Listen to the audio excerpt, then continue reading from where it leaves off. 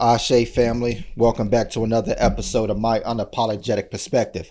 This is the podcast where we give our point of view on controversial topics from my experience, Black history, and our knowledge as African Americans. Black history presently lives in us so we can continue to excel into the future. It's one thing to know Black history. It's another thing to take advantage of what the people in Black history did for you. I am your host, Martre Baker Stevens, and to the right of me is Shaquan Battle. Hello. And to the right of him is Jerome Battle. What's up? We appreciate all the love and support we've been getting. We appreciate y'all for continuously rock with us on social media. Means the world to us more than it could to anybody else. Quan, I'm start with you today. What's up? D1 made some comments about specifically Meek, Ross, Jim Jones. How do you feel about what he said? Or let the people know what he said and what he talked about, and give me your opinion on how you feel about that situation. The only thing that I know D1 spoke on was in prison reform. Well, as far as rappers rapping the way they are and then fighting for prison reform. Unfortunately, unlike Jodem, I know who D1 is, which is he's an artist, well, Christian artist, and he's also big in his community. I like what he said. I just didn't like the fact that he name dropped 3 artists, because he could get his point across without name dropping those 3 artists that he talked about. Now, granted, I understand Meek is big in prison reform, so you attack what Meek raps about, but Meek don't really rap about those things anymore. Meek is now 30, I would say 34, I think, 35, something like that, so don't quote me. But what D1 spoke about is I liked. So he didn't rap about that on the new album with Ross? I haven't heard it. Not really. Not like I said, not like he used to. Meek is more, and to be honest with you, this is why people strayed away from Meek. Because the fact that Meek has kind of grown up a little bit, he don't rap the same anymore. That's why Meek doesn't have the fan base that he used to. Right. But what D1 said was he was totally correct. Just didn't like the fact he name dropped the 3 artists, because now it looks clout chasing. Right. Instead of us talking about what he said, we're talking about the people that he named in it. But it worked. It worked. You know what I'm saying? Because if he had a podcast, and he's probably maybe been talking about this on this podcast, we didn't bring it up. Nobody brought it up until he named dropped. And that could be the reason why he name dropped it, is because he wanted to get the message out there, not so much of the. Because that's what threw me off was he said Jim Jones. Jim Jones is not really nowadays not really a mainstream artist. Right. So I would understand the Meek and the Ross, but the Jim Jones is what kind of threw me. But like I said, what D1 talked about, I like, because like I said, D1 is huge in his community, far as the youth, even the music that he make. He has a couple records where he tells stories about how because I think D1 was a teacher, I think, as well in school. So yeah, I like what D1 said. Just didn't like the fact that he name dropped. That was the only thing. Did you see this? I saw it, but I didn't even know who D1 was. But he's a Christian rapper. I didn't know who he was. So, from the comments that I heard, and I'm with you. It seemed like it was. Which I didn't know who he was, so I thought, okay, maybe he's doing it so people like me would find out who he was. But the thing is that whenever people talk about what other entertainers do, it's always going to be for one or two reasons. Either you want smoke, which as a Christian rapper, you obviously don't want that. Because how can you battle somebody that can use the things that other people can use in their lyrics that you can't use, right? So how are you gonna win a battle rap against a non-Christian rapper? Or you're trying to make a name for yourself. You want to get more notoriety, which in his case, if it's to reach more people about Christianity and not doing the things that a lot of these rappers talk about them doing, then might be a good Might be a good way to go. Don't know.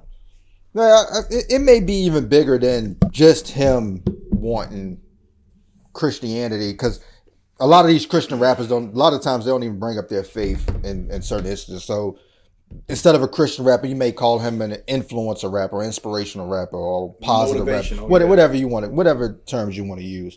But I believe his message is something that we've been talking about. It's something that we've been discussing on platforms for years, and I believe he went at those three. Now I don't know why. Like I said, I don't know why he said Jim Jones. Yeah. But Ross and Meek are considered like the top of the top when it comes to hip hop, and the things that they rap about.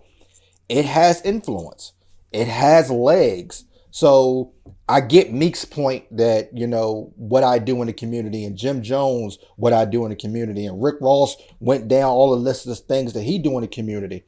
But does what you do in the community, does it overshadow what you talk about in your music? Because what you do in your community may affect 5%, but what you talk about in your music may affect 80%. Right? So it is indoctrination on people that you've probably never met before. Now, I understand that you making this sort of music got you the money to be able to give back to your community. But at what point do you grow from that? I think that's D1's kind of point, that we haven't seen a lot of growth from certain artists. We see it from Jay, that Jay no longer talks about this stuff. Nas no longer talks about this stuff unless he's storytelling. Where is your growth? Right? Why are you still rapping the same way that you rapped 10, 15 years ago when that's not what you're doing? You know, Rick Ross, you own businesses. Why aren't you talking about that? So it's just from that aspect that, yes, I know from our generation, your generation, we come from hip hop that basically glorified the wrong things.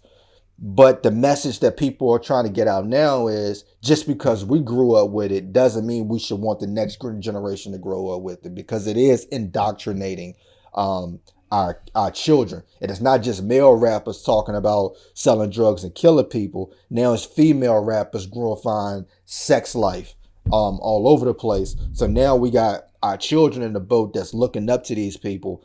And it's hurting. It's hurting our community. And I also say, you know, as far as the growth in music, Meek tried that, and that's when he lost his fan base. I don't know what it is. Like, well, they allowed Jay to grow, they allowed T.I. to grow, they allowed these certain rappers to grow, and then when Meek put out, I forgot, it was the album before last, and it wasn't received well because they didn't like what Meek was rapping about. It was no longer what he was rapping about in 2007. Right. And I give you an example of that is Jeezy's latest album that came out, I think it came out last Friday, 29 songs. It is probably the biggest growth we've seen in Jeezy as far as music, because Jeezy was very vulnerable on this album. And yet, very rarely do you see an album of 29 songs get better as the album goes on. 29 songs in, Jeezy, this probably was his most mature album he's ever put out. Did you guys see Jay on that Talk podcast that Kevin Hart do? Yeah.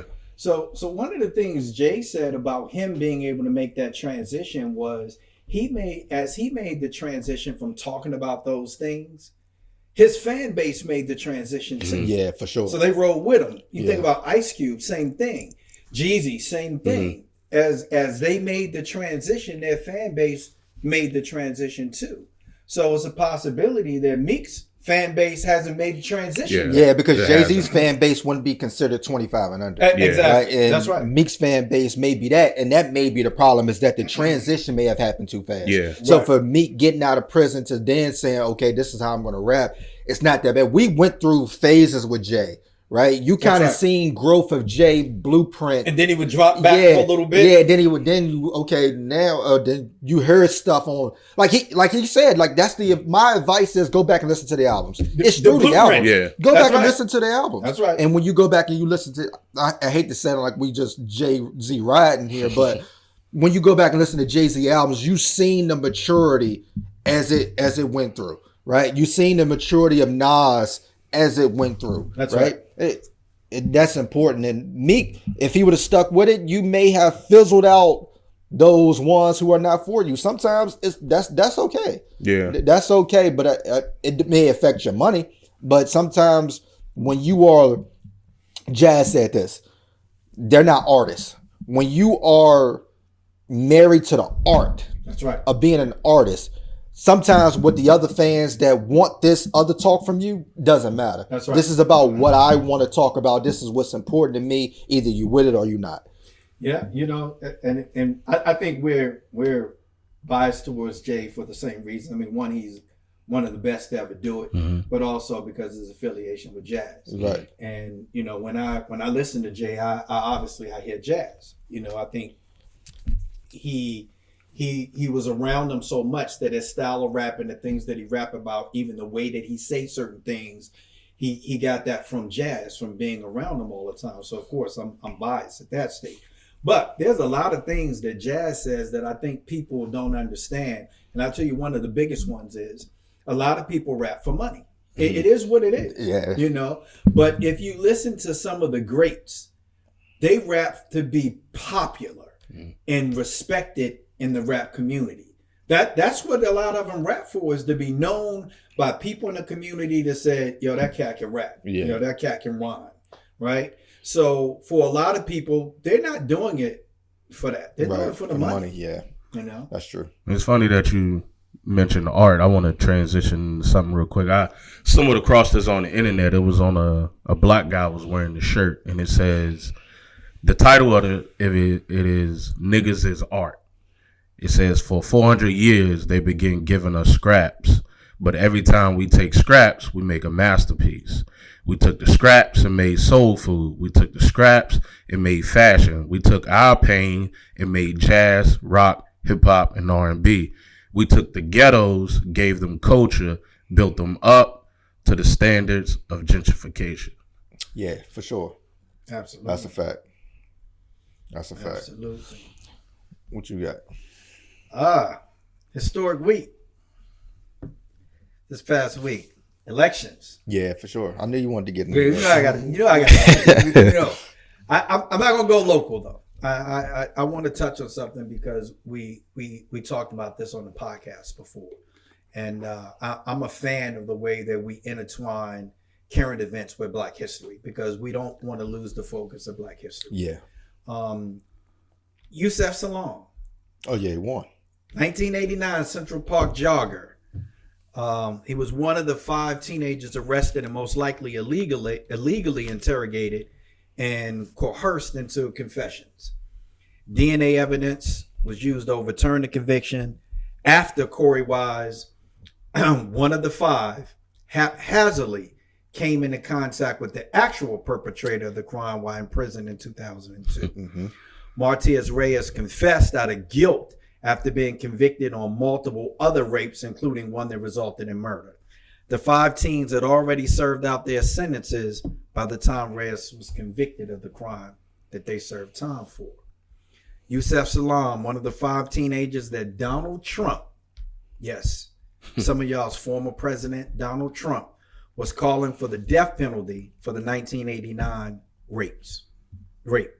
Donald Trump even bought ads in 4 newspapers at the time using these arrests to call for the restoration of the death penalty in New York. Donald Trump said, I want to hate these people. I always will.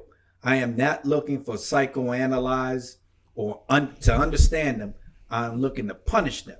If the punishment is strong, the attacks on innocent people will stop.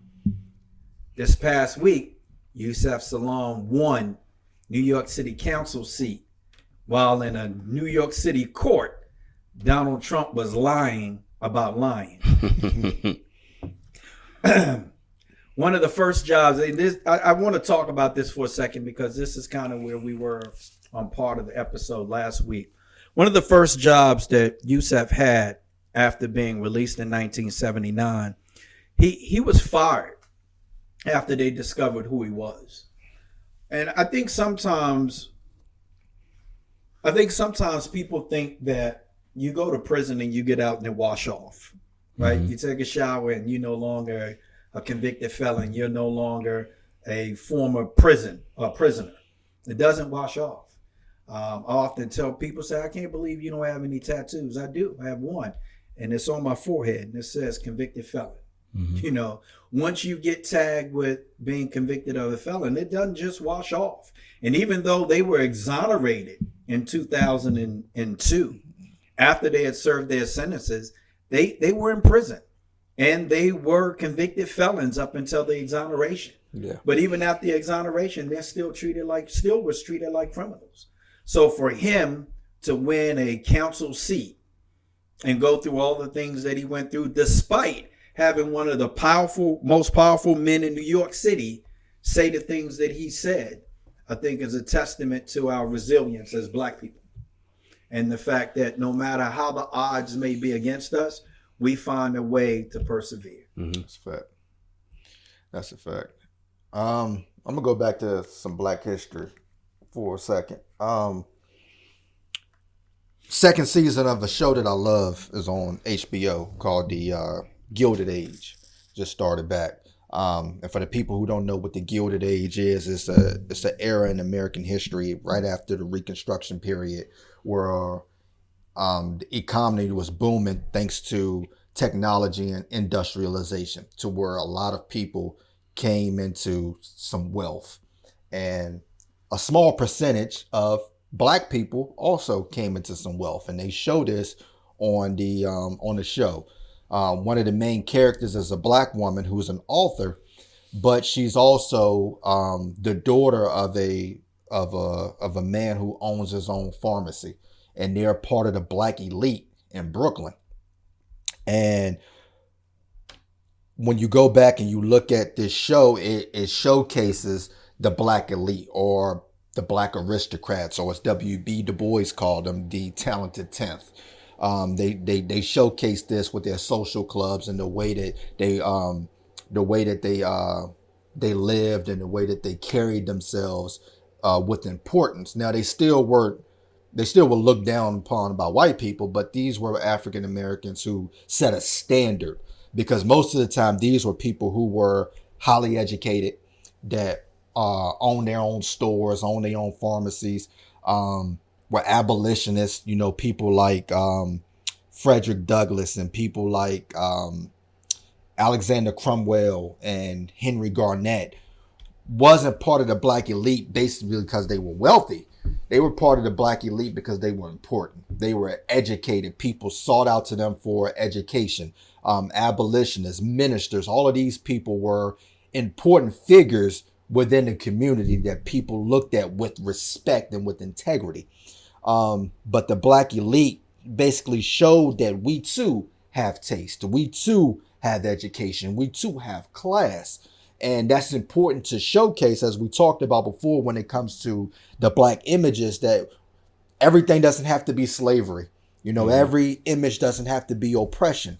There were significant African Americans who, despite the fact, as we talked about, were able to accomplish things, right?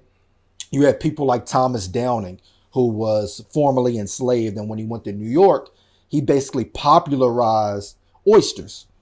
And because back then, when you bought oysters, you basically bought them in a basement where prostitutes were. It wasn't something that people actually treated as a common food. So Thomas Downing opened up a restaurant to where he served oysters, and families came in to dine in to eat oysters. And he became wealthy.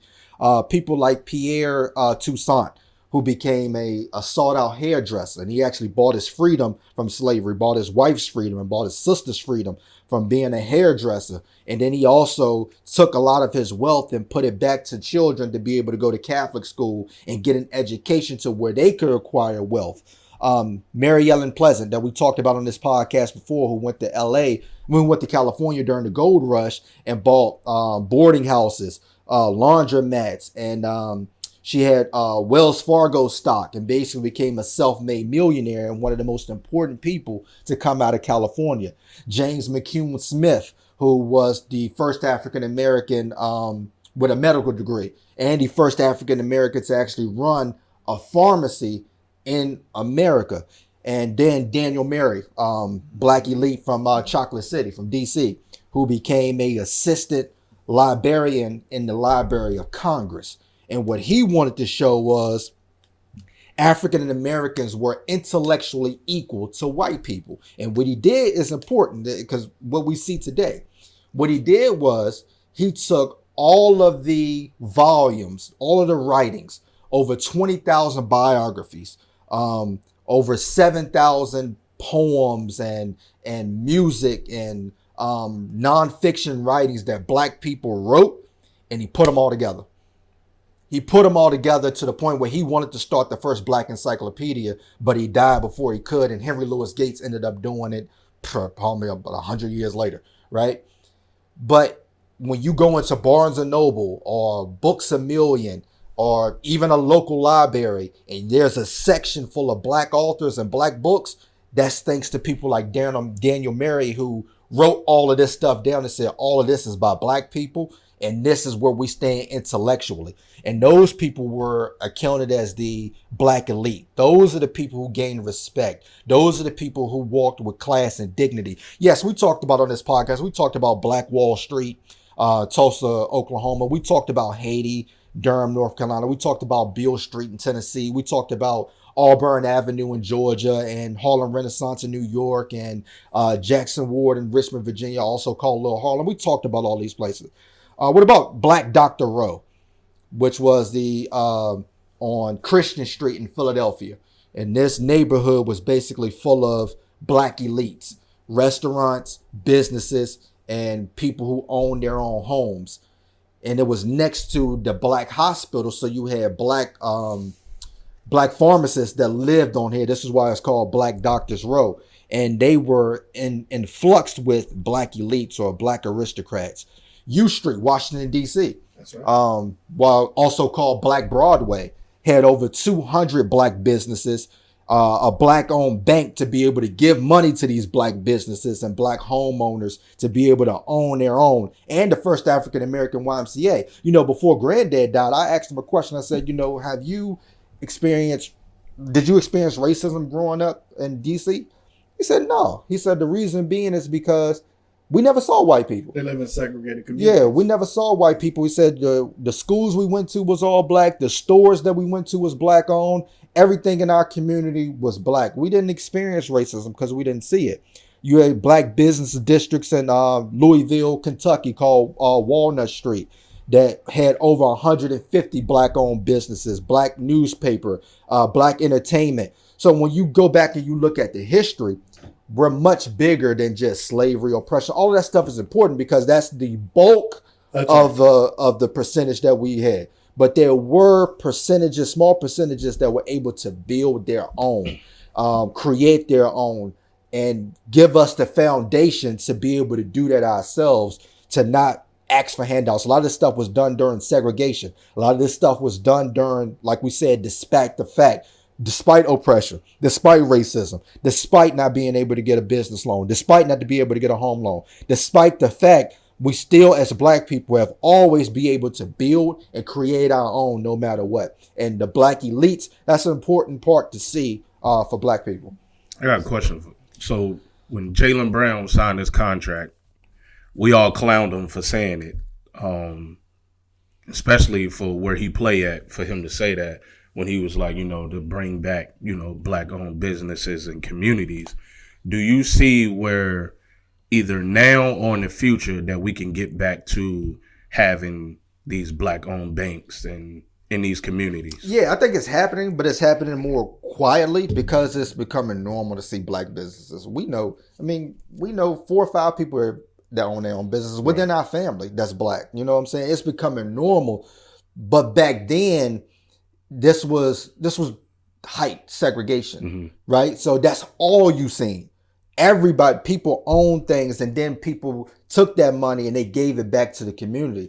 So when you see black businesses now, it's not necessarily in black owned communities. They're just black businesses within a community that basically the money isn't circulating like it did Black Wall Street. The money isn't circulating just to black people and black individuals.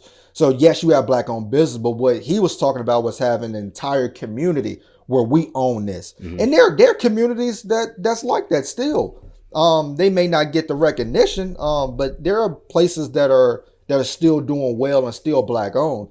But the places that we need it at is in communities that no longer have that economic development that we talked about. That's right. What y'all got? What you got? You got something? Yeah, of course. So I'm gonna go. I'm gonna go to black farmers. We talked about in this podcast many times before that the first agricultural society was developed in Africa. Although there was domesticated farm animals prior to that, like cows, the actual agricultural system for cultivating and growing food systematically didn't exist until it was first implemented in Africa. Now that transfers to the United States, Henry Blair in 1834 was the first black inventor to receive a U.S. patent, one of the first. And his patent was for mechanical corn seed planter, which was believed to save the labor of about 8 men. Blair would go on after that to have another patent in 1836 for mechanical cotton planter. At the time, enslaved people were not allowed to register patents with the U.S. government as they were property of an enslaver. So anything that they own actually belonged to the enslaver. And to this day, and this is the part I didn't know, Henry Blair is the only patent owner that has his name issued as a black person. Mm-hmm. He's the only one, even to this day. George Washington Carver is somebody we learned about in school that had a couple of hands in how we cultivate. For instance, he found out that planting cotton over and over again took the nitrogen out of the soil. So how you re-nitrate that soil is you plant something else. And then you come back the next season and plant cotton again in that area, which is something they still practice today. Mm-hmm. You have people like Booker T. Whatley, who during the civil rights movement, he noticed that black farmers were routinely being denied loans and grants from federal governments. He helped black farmers and supported black communities by developing what they call the Clientele Membership Club, which later became what they call a CSA, which is Community Supported Agriculture. And what that means is I have a farm and I come to individuals or businesses and say, hey, if you use my products, then this is what I'll sell them to you for. Mm-hmm. And it became like a community-owned farm. Everybody in the community relied on it and everybody benefited from that farm, which is still one of the things that's used today in terms of CSAs. John W. Boyd Jr., a fourth-generation farmer and civil rights activist who is still to this day advocating for black farmers. After experiencing discriminatory practices at the USDA, including being denied loans and additional subsidies typically provided to white farmers, Boyd founded the National Black Farmers Association in 1995, which is huge because that still operates today and assists black people. I'll go on to say this. We've talked about Martin Luther King before and the I Have a Dream speech and all the things that he did during the civil rights movement prior to 1968. There's very little conversation other than what I've heard us talk about on the podcast of what happened after that with Dr. Martin Luther King. I'm going to give you a little bit of what Dr. King was talking about after the civil rights movement. Just to step back real quick, on this podcast, we talked about what Dr. King was and America was fighting for at the time during the civil rights movement was things we already had. There were rights that already existed, but we weren't allowed to practice them. We didn't have access to them. We weren't treated fairly when it came to those rights. After that, 1968, Dr. King's last speech didn't sound anything like his previous speeches, because what we were fighting for before didn't cost America a thing, didn't cost them a dime. This is what Dr. Martin Luther King said in his final speech before he was assassinated. Our government was giving away millions of acres of land. Not only did they give the land, but they built land grant colleges with government money to teach them how to farm. Not only that, they provided county agents to further their expertise in farming. Not only that, they provided low interest rates in order to mechanize their farms. Not only that, today these people are receiving millions of dollars not to farm, and they are the very people telling the black man that he needs to lift himself up by his own bootstraps. This is what we are faced with. This is the reality. Now, when we come to Washington on the next campaign, we're coming. We're coming to get our check. He was assassinated before he even reached Washington. Yeah, Force People campaign. Yeah, that's right. Just this last couple of weeks, $2.2 billion fund has been set aside by black and minority farmers, including women.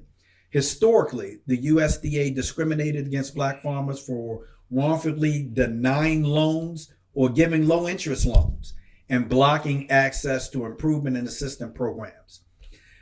Here's the big part. This caused thousands of foreclosures on black and minority-owned farms and properties. The USDA is also accused of intentionally misreporting on crop yields and contributing contributing factors that black farmers normally encountered that the white counterparts did not. So right now, black farmers can get a portion of that $2.2 billion that's set aside. This goes in line with what Dr. Martin Luther King was talking about in 1968. So 50 plus years later, we're just now getting to that. That's astounding to me. We talked about why are we still talking about the first on this podcast. We know what it is. It's because there's so much discrimination going on at so many different levels. If you weren't a farmer, you wouldn't even know that this was going on, right? Right. But this is what's been going on since the late 1800s, is that black farmers, freed black men that ran farms, have been going against this forever, because the odds are stacked against you, and all the things that the white counterparts have access to, you're denied access to it. And then when they did give it to you, they gave it to you at an exorbitant rate that you couldn't afford to make the payments. They foreclosed on it, and guess who got the property? Yeah. So these are the type of things that's been going on that we're just now getting to. But people have been fighting for, like John W. Boyd has been fighting for this since the early 80s. Been fighting to get these kind of assistance that these black farmers need to, as we talked about, to level the playing field a little bit. Yeah, that's a fact. Queen Sugar, the show, showed this a lot too, about the struggle for the black farmers. Oh yeah, it did, didn't it? Yeah. Anything? So Friday, I got it's a stop that's, to me, it's an old elementary school. So I go in to service it, and the guy with me, he starts asking about the history of the building. And come to find out, the history of the building is not just Gretna's old elementary school. It's actually the, first it was the elementary school for all the black kids. And then it transitioned into the middle school and high school for all of the African Americans that lived in Gretna. Now, it's an elementary school. It's not really that big, so imagine middle school and high school in one building. And so she was just giving me the history on it, on how, it was those things, and then a plumbing company bought it and kind of messed the building up. And so the church had an opportunity to buy it, so they purchased it. And the church is black as well. And one of the things they're doing in it is it's basically a youth center for all of the kids in Gretna. They got a boxing ring. They got a car on a gym floor for kids that want to learn how to do mechanic work. They got basketball court. They have a classroom where you can lift weights. So all of the classrooms are being occupied by basically what is like at Susie B Gibson. Trades. Yeah, like trades. So that was just to get the backstory about that in Gretna was amazing Friday. And some of that stuff is still around, but as Black people, we did a bad job of understanding the significance of the history of the stuff that was local. That a lot of that stuff was tore down and or fell down, and nobody even cared to try to keep it alive. And that's one thing white America does great. They'll keep the historical significance of something up, for at least put a stone out there or something, so people can understand it. But there are different places in this area where Black people were able to keep up. That's important, that you may pass by 1,000 times and not understand the significance of it. Speaking of that, I want to say one thing about education. You know, we often talked about, I know I do, as education can often be a form of equalizer against discrimination and being treated fairly and things of that nature. But you don't necessarily have to go to college to be educated. Mm-hmm. You can be educated if you learn something when you're in school. You know, I remember as a kid, my dad used to always ask me every day, tell me something you learned today. Every day. That's what he used to say. Tell me something you learned today. You have to learn something. And then once you graduate from high school, or even in high school now, because you can take a vocational course while you're in high school, learn a trade. If you don't feel like that higher education, meaning college, is for you, because college is not for everybody. Right. So if you don't feel like that's for you, think about developing a trade. Get you a skill, something that at some point you can either work for yourself or you can demand your own pay. Mm-hmm. By having a skill allows you to be able to do that, whether it's an electrician or a plumber. And I'll be 100% honest with you people. If you think about during COVID, how difficult it was to get a plumber. If you try to get a plumber during COVID, you probably had to wait a week. Mm-hmm. Because, and then you hear people all the time, I ain't clean no, I ain't plunging nobody's shit. Well, if they were paying you $40 an hour, I'm plunging. Yeah. $40. Hell, you plunge your own shit for nothing, right? So at the end of the day, where you get to write your own check by having a trade or a skill, it can be huge, and that can be an equalizer. I've never said forget about people that are in the ghetto or in the projects, so that's doing worse than you. What I'm saying is you don't have to live there to be able to understand how they live. Right. You can use that and get out, and then try to help other people to get out and overcome those obstacles that we talked about on this podcast. But it will start with you learning something. And if it's not higher education, then make it a trade. But learn something, a skill, something that you can make money from. And I'll say this because I know how people are. Selling drugs is not a fucking skill. All right? I'm just gonna be honest with you. I don't care. Selling drugs is not a skill. Do you think in our community trades is talked about enough? No, because I think I remember being in high school, and this is a long time ago. So data processing was something that was new. Mm-hmm. And a lot of people was like, well, that's going to be for women. And I was like, well, men going to use computers too. So the more you can learn about computers, I don't care whether you male or female, it's only going to benefit you. Right. But yes, because people didn't understand it. Cosmetology. A lot of people took cosmetology because for men, they thought girls was going to be in the class. Right. So they didn't really learn anything. Mm-hmm. But there's a few people that took cosmetology that went on to open their own salons. Mm-hmm. Right. So I think that the tide is turning to where people are talking more about it. But most people only understand college because they feel like college is something you pay a lot of money for, which means you're going to make a lot of money.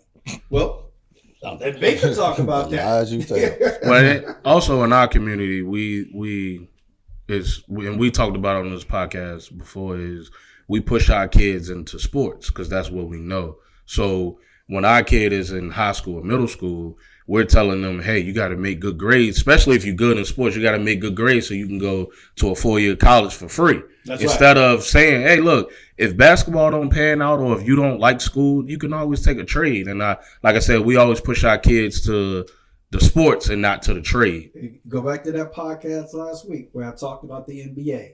You got all these people applying for 7 full-time positions for 4 years, right? And you can put that, you can throw any sport you want in that category. And you can even add drug deal in there if you want to.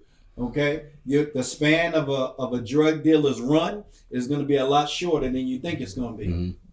Yeah, for sure. One last thing that I got, and then I'm good, which is we talked about a lot on this podcast about the system, and most of the time when we talk about the system, we talk about the police. And then when we talked about the, once you get to court, we talked about the judge. But one of the things that we kind of gravitate over, which is the person who probably had the most power in the courthouse, which is the prosecutor. That's right. There are 2 prosecutors right now that are on trial for basically lying in a case to where Jackie Wilson was sentenced to over 30 years in prison before he was exonerated. And basically what ended up happening was he was charged with killing 2 Chicago police officers in a crime that he did not commit. But the lead prosecutor in the case had a close relationship with one of the key witnesses in the case against him. So much so that he became the godfather of the witness's kid later on in life. And even in the interrogation to get a false confession, they basically, of course, they beat him, put a gun in his mouth and electrically shocked him. Something that doesn't shock us. We talked about these type of cases all the time on the podcast. But prosecutors have played a significant role in the mass incarceration of Black people. That's right. They the ones that chose to prosecute the Black codes back in the day. They was the ones that chose to prosecute Black people for walking by the railroad tracks or not getting off the sidewalk when white people were on the sidewalk. They chose to charge this, put Black people back into the system so they could work without pay. That's so right. Slavery by another name again. They chose to prosecute these things. It was the prosecution who chose to prosecute mass incarceration for mandatory minimums, making 1 gram of crack equivalent to 100 grams of cocaine. Even though you can't make crack without cocaine, it was a significant target towards African Americans for having crack to where they were sentenced 5 to 40 years for a gram of crack. Meanwhile, the cocaine people are just walking out or getting a slap on the wrist. They chose to do this.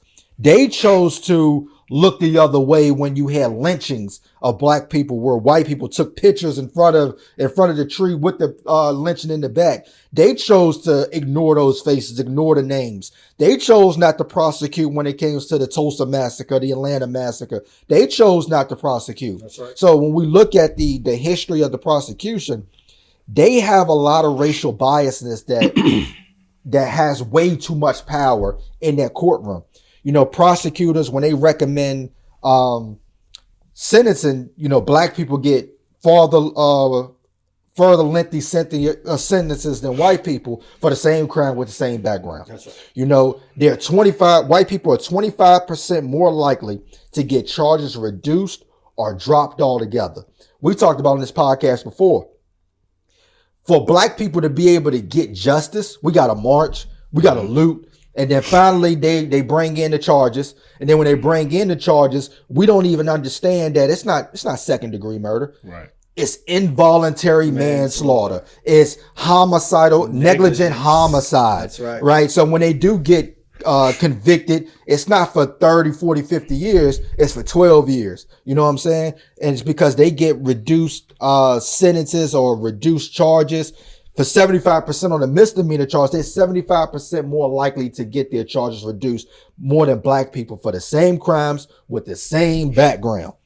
When you look at the cases where the perpetrator are white, like I said, it's always going to be a case of where the charges are going to be minimal. And when you go back and you look at the history, the prosecutor's office have way too much power that we haven't talked about their systemic way of the mass incarceration contributing to the black community being divided. There's been black DAs working in the prosecutor's office that basically said a lot of their cases are racially biased to where they want black people to have higher charges, lengthier sentences versus white people with the same crime and the same background. Absolutely. And a lot of times we talk about this when it comes to police, but we all know like they work hand in hand. Police have a great relationship with the prosecutor's office. You got to, right? There are prosecutors who basically came out and said, yo, we're not charging any police. Like we don't feel comfortable. They're partners. We have to. They have to. So the prosecution have to work. You see it in the TV shows, Chicago PD. Mm-hmm. Law and Order was based on what happened with the Central Park 5. Yeah, is that was the first instance that you actually had a DA go out into the crime scene and go out and do investigations themselves. Yeah, that's the first time. They work hand in hand. Those defensive attorneys that basically try to get you to plead out work with the prosecutor's office. Like we all know this is a game and a system that's being played. Even what's my man name? Kevin Porter Jr. Mm-hmm. Right? Mm-hmm. He just had a assault and battery domestic violence charge with his I don't know if it was his wife or girlfriend. But even she came out weeks later and was like, the prosecutors came in and basically coerced her while she was heavily medicated to basically create a story of something that didn't happen. That's right. Right? Even if I'm not sure what happened in that room, even if Kevin Porter did put his hands on her, it wasn't in the manner that the prosecutor created the narrative to be, to the point where the prosecutor's office had to basically apologize for making her create this story against Kevin Porter Jr. That dude ain't no longer on the NBA team. That's right. You know damage already done. Yeah, it's already done. Damage is already done. So when you see a prosecutor's office do something like that on something small like that, versus this guy getting 30 years for killing police officers, we see it on the TV shows all the time. If a cop is killed, everybody come out. Prosecutor, we want quick arrest, we want quick conviction. Police is everywhere. So when you see this and you see how the prosecution has a biasness towards black people, that's an important part of the system because they only make recommendations. That's right. Hey judge, we recommend this. Mm-hmm. So the judge has the last say, but it's the prosecutor who create the narrative for the jury to hear. Absolutely. I want to talk about your TikTok real quick. The video that you posted, was it yesterday? Hold on one second. All right, say that again. I want to talk real quick about your TikTok. Was the one that you put? Did you post it yesterday? About day before yesterday. I think. Day before yesterday. I just want to salute the people that's in the comments. The comments blew me. A couple of them. They do the work for you. It was one guy on there that said this didn't happen. Yeah, change your tone. This didn't happen. And one guy stepped in and said, "Look, this did happen. And if you want more information, I'll find it and inbox it to you." The funny thing, the picture that's in the TikTok is a real picture. Like, bro, this is. I wanted to comment. I was going to say, wait till you figure out that slavery existed.